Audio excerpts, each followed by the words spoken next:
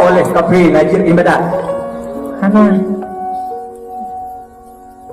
di pura itu pakaian di kafir najis ibadat. Hana di pura itu hilang di kafir najis ibadat. Hana tapi silam Jepang yang tak tahu Taiwan yang kami yui jika ketaat jika ibadat bakal penggeraknya iman, penggeraknya Islam. Ingat tengok kenapa Allah menuntunku menggunakan sandal. Tidak ada hikmah yang lain kecuali untuk terpelihara telapak kakiku daripada menyentuh dengan najis. Bukankah melumurkan badan dengan najis apabila tidak ada hajat, tidak ada darurat, itu hukumnya haram?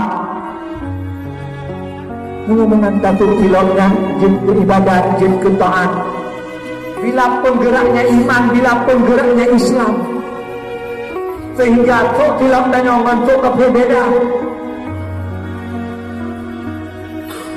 Demikian yang lain itu dengan iman dan Islam yang dibawa oleh Rasulullah,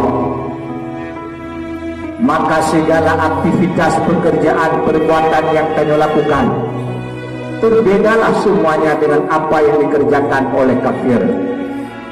Segala yang kami lakukan yang bentuk lahirnya sama dengan perbuatan hewan, tetapi hakikatnya berbeda berkat adanya iman dan Islam yang dibawa oleh Rasulullah sallallahu alaihi wasallam.